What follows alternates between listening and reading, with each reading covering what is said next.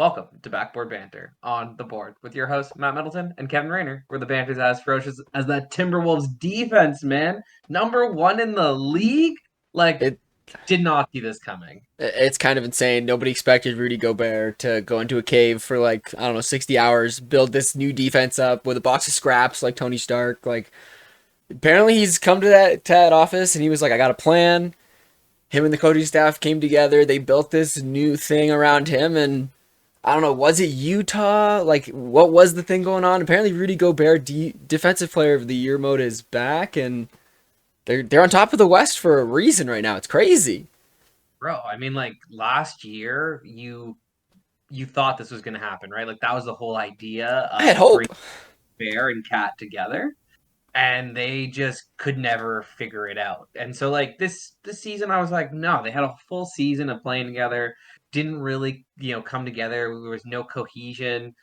Man, this year they have been fire. 14-4, and I mean since the first game of the season, 14-3. I mean losing to our Raptors, but We oh, gotta just we gotta gotta take remind that that every one, time. right? We gotta take that one while we can. But it's been pretty incredible to see this team come together. You know, people talk about Anthony Davis wanting to play the four and needing that solid center. Well, I mean, it worked when they had Dwight Howard, for example, right? So sometimes if you want to run this double big line, it becomes together. We see Cleveland trying to make it happen with Mobley and Jared Allen. It's successful some nights, and other nights it may not Work be in the progress. best. But that's the thing, right? It's all a work in progress until it comes together. And if we want to talk about the Teals a bit before we move on, simply put, you have to also talk about Anthony Edwards, right? Like this defense has been fantastic, but it's also confidently anchored by the fact that Ant Man has blown up in this league. The guy is shooting 55% on long two pointers, which is insane to think about. He's almost a 60% true shooter, 32% usage. Like, he's him. He's here. The guy's trying to get that championship real quick so he can go and play in the NFL already. Like, it's a weird time for He's Minnesota a funny fans. He's a funny character, Yeah, man. yeah. Because like he doesn't like coming out of the draft. That was the biggest concern about him is like his like want, his character of like, do I love basketball?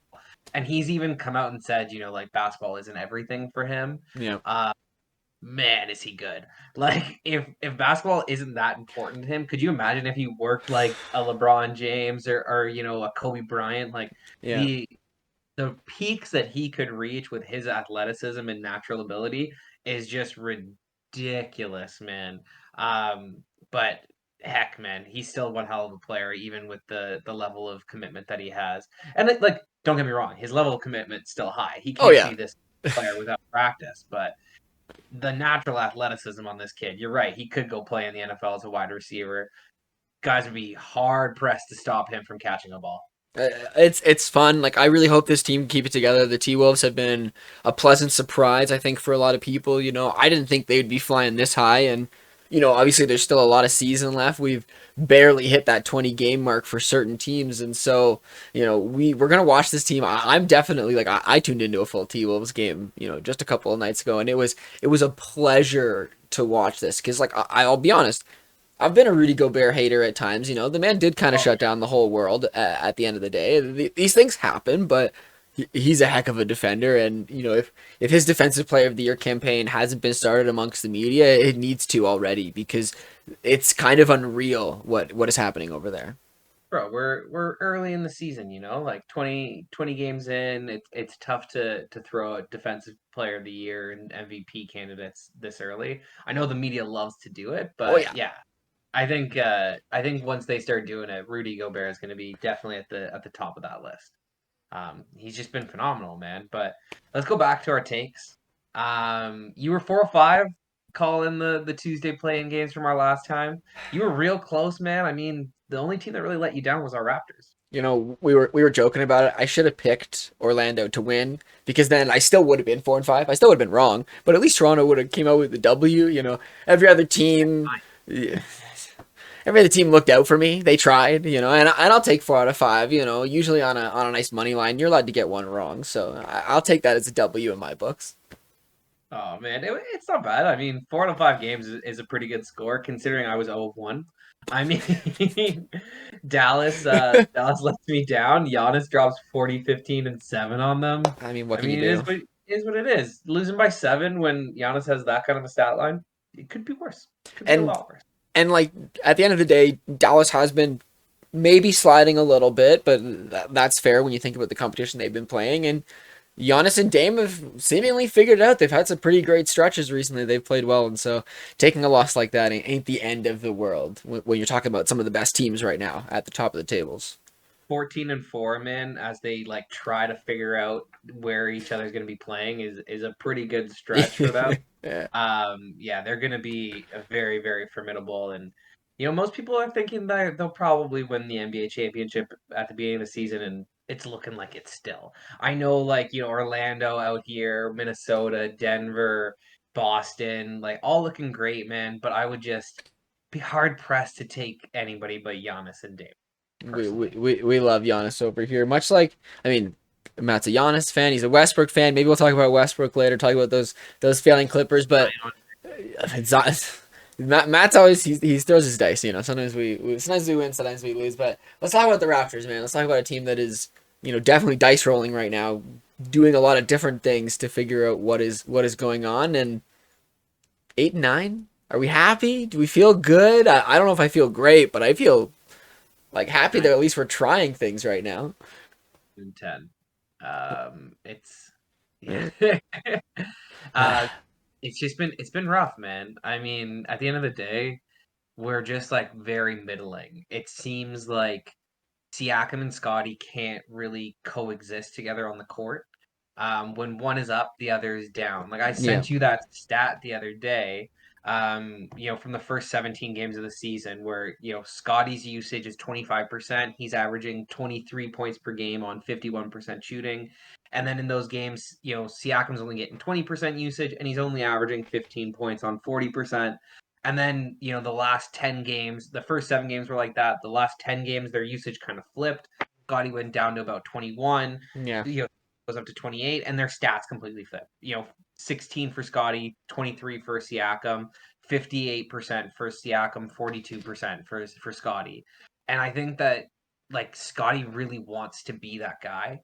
It's clear when they're talking after the Suns game and they're asking him about the defense and like, oh, well, you guys are really good defensively. Like, what is that? And he's like, well, like we got long guys, and I'm a great defender. OG's a great defender. Pascal's a good defender.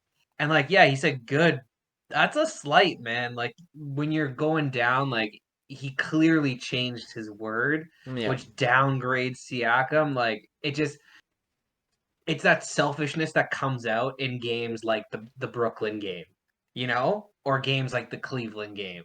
That's why we lose, is because we get a little too selfish. It's a seesaw effect between the two of them, right? It's the classic can't coexist because of wanting to be in the same places on the court and do similar things at the same time. And I'm a Siakam fan. I love me some Siakam. He's done great things for us, and we talked about Fred moving on and how that was a good thing for our organization. And how long are we going to talk about the need to maybe move on, right? Everyone in the NBA is obsessed with the all-around player, the guy who can do everything, the LeBron superstar archetype. But you know what makes those players win championships? Not just be GOATs, great players, not just make all NBA teams, but win championships. It's the right team around them. It's the right role players. You can't just have 12 guys that are great at everything, because then you have a night where everybody can't hit a shot. Well, you're losing games, right? You need to have that versatility across your roster, and the Raptors are still that's why, like Darko's comments, I think a week ago, talking about how Scotty needs to find the specific things that he's really good at.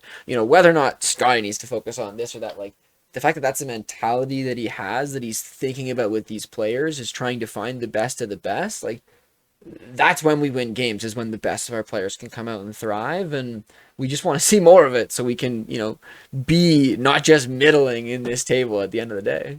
Well, yeah, I think like that's the issue, is that everybody loves that versatile player, but when you have too many of them, they kind of become redundant. And unfortunately, in Pascal, in Precious, in OG, and Scotty, we have four, and four is a very big glut Yeah. of one position, and we lack on the guard side. And really, those players are only maximized when you have really great shooting around them, and we don't. Those four players, they take up, four of our 15 roster spots, and we don't have enough shooting. We haven't invested in that, aspect of our team enough. Grady hopefully will figure it out in the G League. Malachi's been kind of figuring it out, but like, what's his ceiling, man? Like, maybe Seriously. the guy on a championship roster, maybe, getting 15 minutes a night at max. And then you're like, I like Schroeder, and he's been having a heck of a season. Don't get me wrong, but Absolutely. he's just, not that type of player to push us over the edge. So, like, we've been talking about it since last year. We've been talking about it for multiple years, man. If we can trade Siakam for some guard help and really build around Scotty, who's taken that leap this year. I Yes. mean, he's averaging career highs across the board. I think it's a no-brainer, man. And like, he's most maximized when he's got shooters. He's a big slashing forward who has amazing vision. What are we talking about? Yeah, Go get us exactly. go get us a Seth Curry. Go get us a JJ Redick type. They're harder to come by in this league, and I think that's what you and I have been talking about. Is that like, where are the guards? Like, which guard are we gonna get? You either have like superstar guards, or you have guards that aren't really like, gonna move the needle. It's a really fun conversation, right? Because on the one hand, we talk all the time about how, the league is ready for expansion. We could have more teams. There's enough talent. There's enough guys across the G League that could fill rosters. And then on the other hand, you have us as fans who are middling teams going, we want to make our teams better. And who's willing to give up the pieces? Because everybody wants those pieces, those better plays. And, Siakam is an all-star. He's a fantastic piece, but what team is in the perfect situation to give a spot? We hope maybe Orlando might want to give us one of their guards, but now they're sitting 13-5 at the top of the table and going, maybe we want to keep what we're going on because we are so young and we don't want to mess with it. Like, this is the point. Like, if a trade is there that can slot us in to get us what we need, because we've proven, like, I mean, Gary's had his moments. He's been showing up and been better recently compared to the dog water that maybe was the start of the reason. Sorry, Gary, but the start of the season was not great for you. But this is the thing. We need more. We've proven after almost 20 games that this team is what it is, right? It has its ups and downs. It has its great moments, but it is not cohesively sound for what needs to be a playoff bound team. Well, I just think that, like, like, a lot of the off-season talk was about the selfishness, and it's that, that selfishness creeping back in. Gary wants to be an all-star guard, and he wants to show more instead of just being, a fantastic shooter. Um, a guy like Max Strus, doesn't have the athleticism of Gary Trent, doesn't Yep. have the shot creation ability of a Gary Trent, isn't the type of finisher of a Gary Trent, but the man knocks down 3-point shots. He turns around a screen, it pulls up immediately. There's no hesitation. And Buckets. he is more valuable to the Cleveland Cavaliers than Gary Trent Jr. is to the Toronto Raptors. Yeah. Without Max Strus's performance in that Cleveland game, they don't win. He dropped 20 points on us like that because he's just hitting threes, and we need that on the Raptors. And Gary's got the shot to do it. Yep. He wants to be like an isolation scorer. He wants to be, a team's engine. And unfortunately, like, that's not going to happen with the Raptors. It's just not. We've seen him for long enough. We know him well enough. He can't carry a team and be a top five offense. Whereas, like, we're hoping Scotty can develop into that, and we're seeing good flashes of it. Yep. So, like, I don't know, man. We need a guard. We Need a live guard. in we live in this purgatory of question marks as Raptors fans since the championship. It's always, what do we need here? What do we need there? And it's like, this is what it's like to want to be a contender and be holding on to the scraps of the past. Now with Darko, we've moved into a new era. We've, pretty much severed the ties from our championship life. Obviously, Siakam is still a pretty big hold from there. OG kind of gets a pass for, getting his appendix taken out and not really, yeah, his appendectomy not really being involved when it comes to that. And so, you know, it's time. As much as we don't want to accept it, and maybe we don't want to be awful, because, like, here's the thing: we move Siakam, we get pieces, even if they're not great pieces. We're still decent. We're not like our record probably stays pretty similar if we can get decent shooting to replace what Siakam can provide, especially when you consider the earlier statistics about how Scotty plays without Siakam. Dude, that kid Kason Wallace out in OKC, the 10th overall pick from this last year's draft, like him for Siakam and like maybe like Lou Dort and like they've got a ton of picks. Throw us picks. Right? Like I'm good with that. Like this kid looks like at least he can play, and like they've got guards already. Like just throw him our way. He's hitting I think a league high in 3-point percentage. Maybe we give him some run. Maybe he Right? can he can show up on our team. Like we need something like that, and I'd be willing to take you know a prospect like that. Like that's the kind of place that I feel we're in. And I don't think that like we can get a guy of, Darius Garland, like let alone a Tyrese Halliburton. Yeah. Uh and the other guys just don't like move the needle for me. Like why are we gonna give up Pascal Siakam for Anthony Simons? Hmm. Anthony Simons, I don't think he's ever gonna be an all-star. Depends on how many players in the league, but I know what you mean. I know what you mean. He doesn't have that real 100% punch to him. And Personally, I think a true all star is like three all stars. Like you have the ability to make three all star teams over the course of your career, over like true. a five stretch. You know, not like I made it one year because the fans liked me. So Siakam is on the potential of being a true all star in Yes, that logic, exactly. Which I agree that I don't think that he also has Simon. all NBA stuff. Yes, but I agree that Simons wouldn't. I don't think Simons would reach a Siakam level of potential as a No, surefire bet. 100%, he wouldn't reach that as a surefire bet. So I know what you mean. and like, what would Portland do with him? Yeah, You that is know, also true. What I was gonna say was like I'm still sad about the Koloko injury because I was hoping that he was gonna come in and show that he could be serviceable, be rotational, and it could give the front office a little bit of a okay, we do have one more young piece to maybe not look as us needing to go now.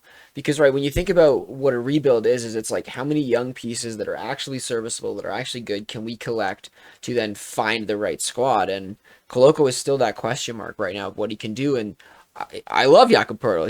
He's a great player. He's a good player. He has his moments, but there are times when I see his age, and I don't love to think about that, but it's like man, he's slow sometimes. There's bro, times he's not where even not even old. I know, but I see it, man. I see it in the same way that I used to think that Serge wasn't old, but I was like, Serge, sometimes you're just slow looking, man.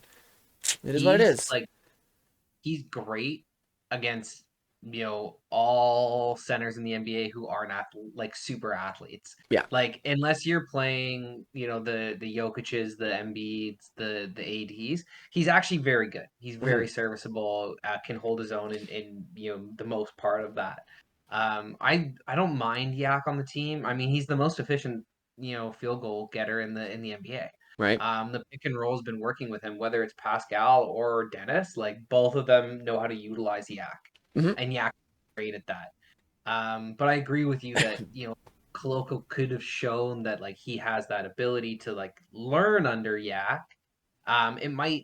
It also might alleviate like us having to keep a guy like Precious. Yeah. Because Precious is a great small ball five, and he's actually our most effective player against a guy like Embiid, right? And I think Koloko would have a similar effect, a better effect than Yak would. But even to expand on that too, like if we move Siakam for a guard that can play good defense out on the wing, we don't have to rely on OG to be as much of a wing defender as we've had on so think about what he's done to players like Donovan Mitchell, right? Think about what he's had because we haven't had a choice.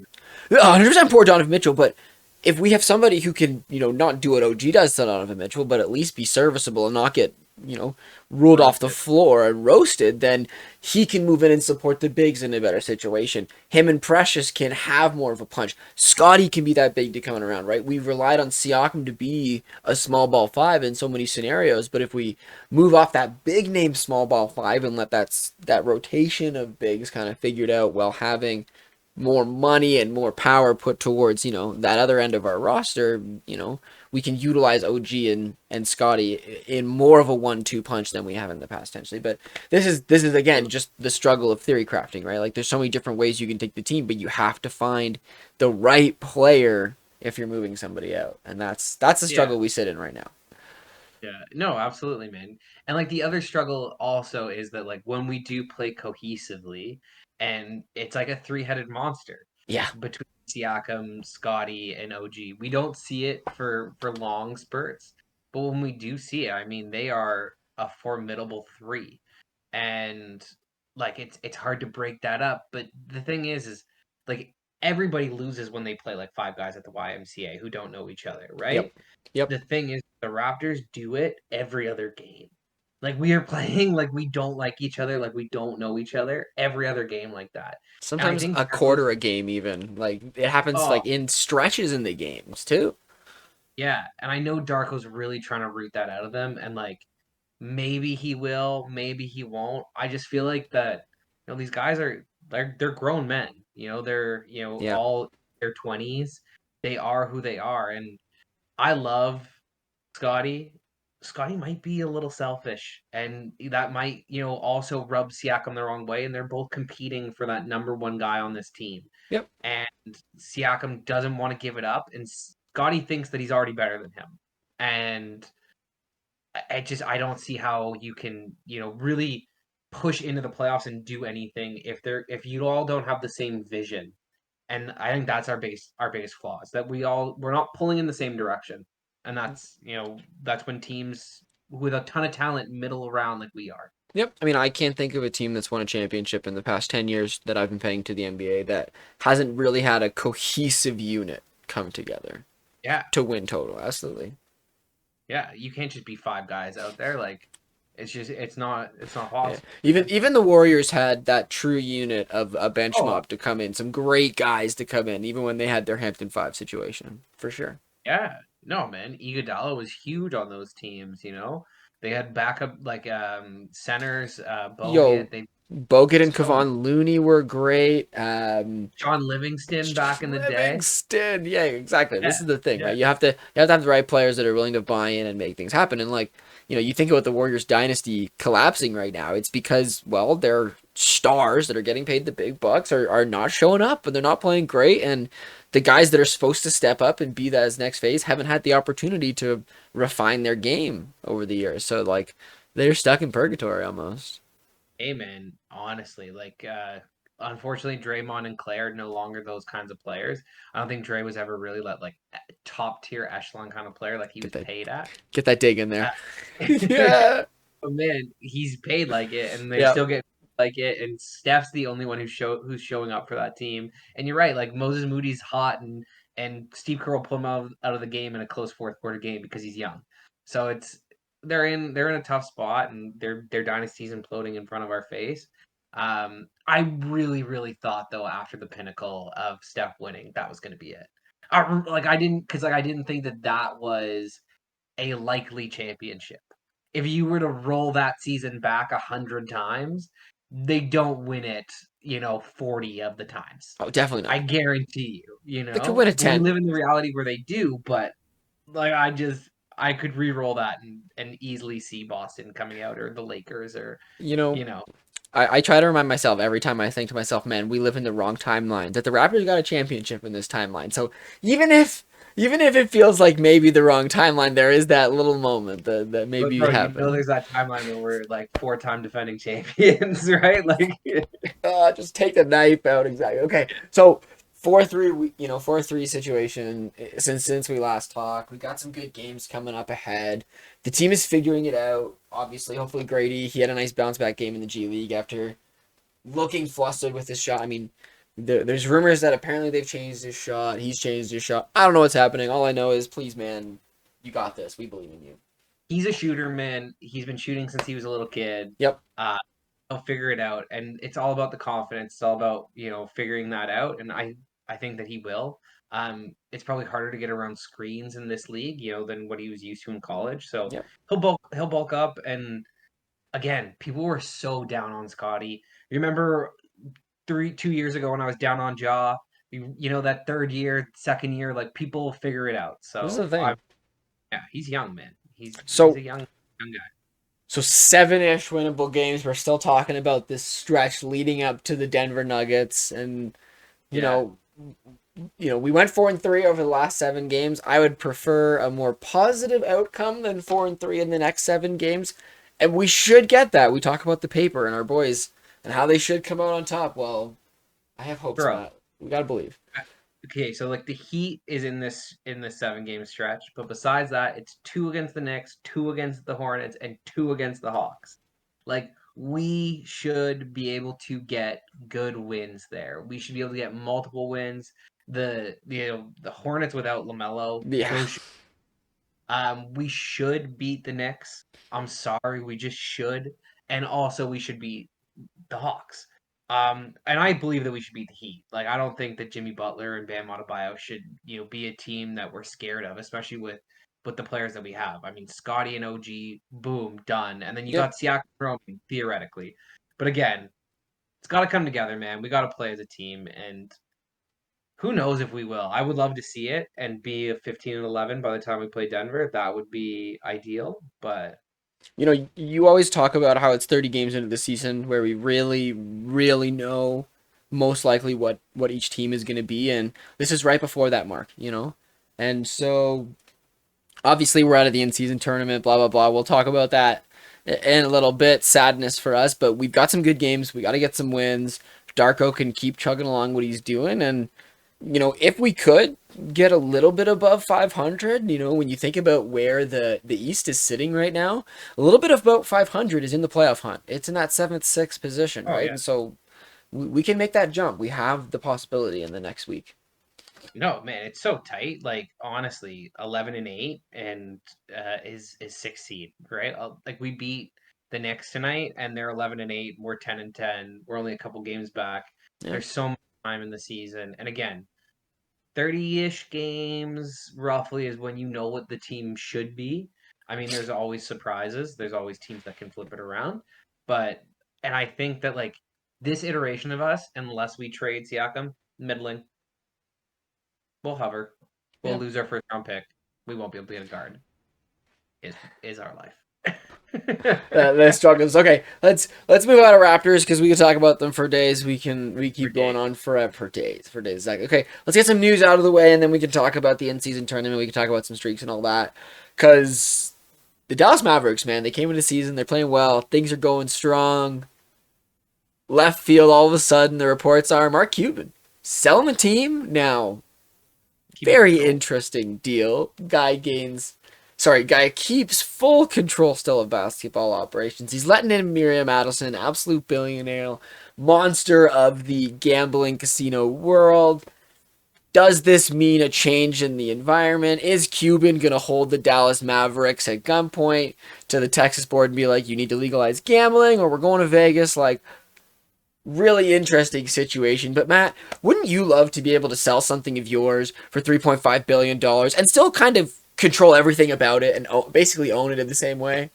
Bro, especially when I paid like $100 million for it, right? Like, geez, this man Oh made some good man. money on this deal in 23 years. Yeah, no, he got his cake and he's eating it too, man. Like, Oh man. he's gonna get all that money and he's gonna get to control the team. He's gonna get to invest in other things.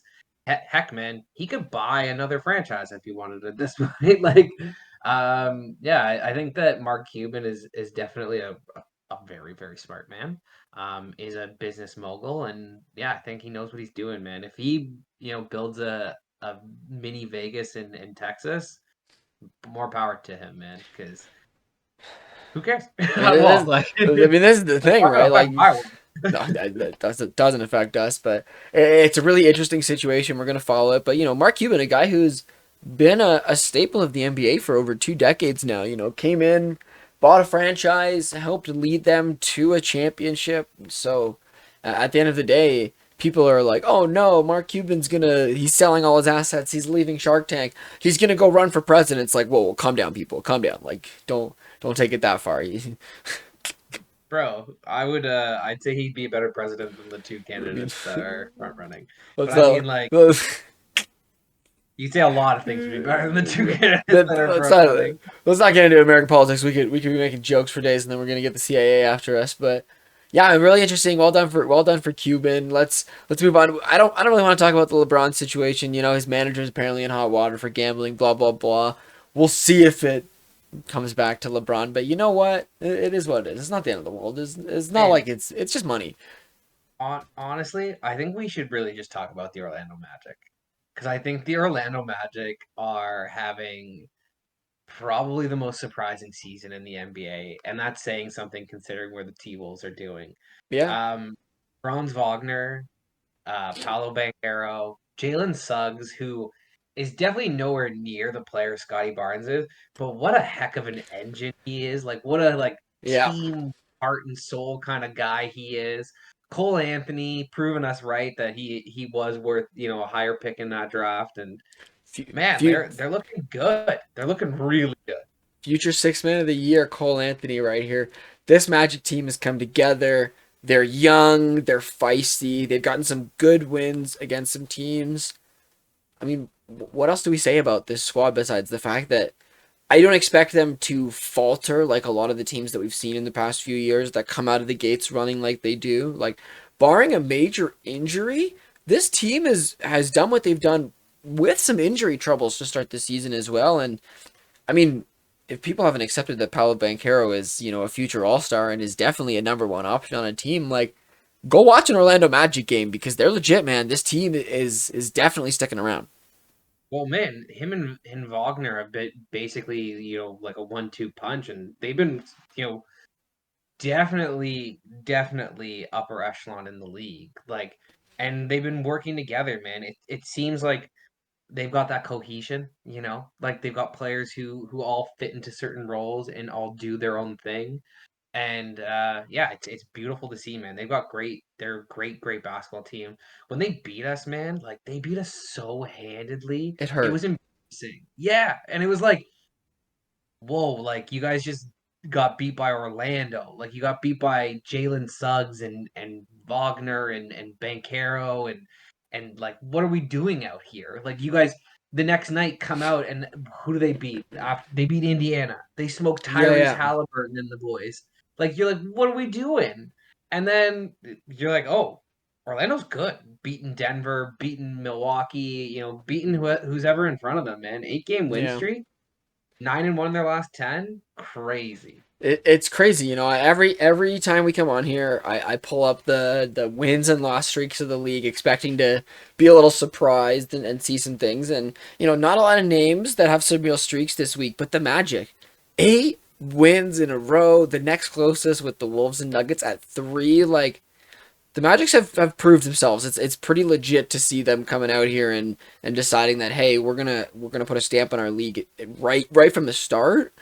And I mean, shout out to Mo Wagner, the brother of Franz, who, is getting me like 11 boards a night in fantasy, sleeper guy, doing pretty well, 10th round, like type of stats. Like, again, they just have guys that have bought in. Like, I hear the jokes all the time that they're the team that Masai wishes he had, a bunch of guys that are young, fit into the right places, and just want to play basketball together with a true number one in Paolo. Like, this is the story Scotty of the could be Orlando that guy Magic. though, man. Yeah, Scotty yeah. could definitely be that guy for us.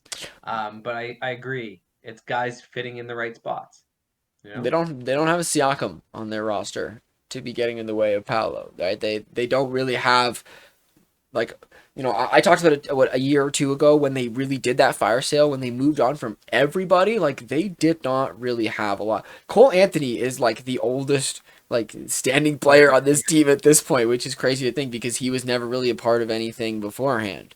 And so yeah, man, the Magic, it's pretty impressive, man. They're probably the biggest surprise of the league next to the Wolves right beside them. Yeah, man. I'm no 100%. Like they've had injury troubles and they've been perfectly okay. Goga Batades, But Goga Badatse, Batades. yeah, you did Like pretty good. I don't. He's been good. Like without Wendell Carter, like man, Markel Fultz is like actually very serviceable. Yeah, they've been playing well and they're playing for each other. And I think again, when you have that camaraderie, when you have that brotherhood, like it elevates the group, man. And that's yeah.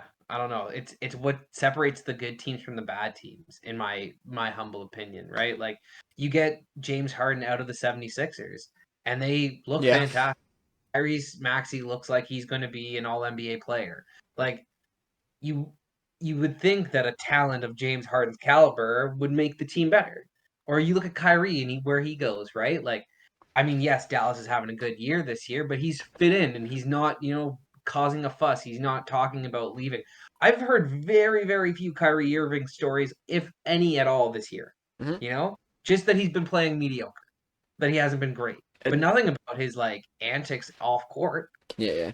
And this kind of brings it full circle to my earlier comments about the idea of how the league could be ready for expansion. Because when you do find the right players who can come in and fit, you can make things work and be better than what maybe on paper you look like. It used to be about, loading up bullets into your chamber, trying to build the biggest, baddest, strongest, best team that you possibly could, having 4 or 5 guys that could run the league. And we're starting to see now that sixth and seventh guy off the bench, and even not them, because six man has always been six man, but that fourth player on your starting five who maybe doesn't get a lot of points, but has to do everything else. There's different ways to do it right now, and the Raptors are trying their own experiment, and it's not working. But other teams, like the Magic, have seemed to figure out the perfect sauce to come together. Well, like you think about us a couple years ago, when we were a little bit younger with Precious and with Gary, and those guys were coming in and trying to figure out, where they fit in the lineup and just trying to earn more minutes. Yeah, And they were doing whatever was asked of them. And we had a fantastic season after Tampa, right? Like everybody projected us to be bad, but we all fit into our roles. Scotty came in, Scotty filled a void of, yeah. doing everything. Siakam was that go-to, and we had our pieces. And then what's happened, I find, is that like our guys want more and they're not fitting into their roles. They're trying to go outside of their roles and they're breaking the flow of the game. And again, it's just not how you win in this league, man. Um, Teams with a lot lesser talent are winning because they play cohesively. They have an identity and they stick to it. and then you get teams like the Pistons, who are on a the time. Bro, I'm sorry, I didn't think you would go for a drink there, but man, 16 games. I was not ready for that wake up call. Look, I knew things were not going well for Cade and Co. I knew that things were not in the right situation. I didn't know it was that bad. I knew they, only had 2 wins, but I thought they had them a little bit more spread out. I didn't know they were that many games ago. Like, we just turned into December. Matt, they didn't get a win in bro, they were November. 2-1. They were 2-1 to start the year. I'm pretty sure they got those 2 wins in October. Like, that's how long Bro, it's yeah, been. they were 2-1 to start the year. So, like, there is a serious issue for a team that, like the Orlando Magic, has a ton of young guys, has potentially the right players, but they all don't seem to mesh well together, and it is just collapsing for Detroit basketball. Bro, I have no idea. Like it doesn't seem to fit. You would think that it would, but they just have, I guess, too much of a hodgepodge of talent. I don't know, man. Like Cade Cunningham's having a good season. But then it's a major drop off after him. Like Ivy and Duran are okay. Thompson's having a decent rookie season. But then you got like you're like Marvin Bagley, Killian Hayes, like Kevin Knox, like these are guys that have, you know, they've been left to dead by franchises Yeah. for a reason, right? Like, there's a reason that teams have moved away from these players before. So yeah, like I think they definitely needed to like get like veterans. Maybe like a couple of veterans on this roster would really help shape it up. Like a Thad Young or an Otto Porter to really teach the Somebody. young guys how to play basketball because they are not playing winning basketball. We thought the Rockets were going to be the young trouble team, but they've got their defense figured out and they're doing all right. But yeah, man. Man. Oh, Ime, yeah, you're right. Ime knows how to bring a team together over there in the West. Do you imagine if he was our coach? Our defense would be unreal. I love Darko, and I Yeah. think he's been wonders for our offense, but our defense would be unbelievable with Ime. Sorry to Okay. sidetrack it. No, don't. I love sidetracks. I'm about to sidetrack us again to a whole nother place because I want to talk about the Spurs, right? Because they're the last of our team on the streaks.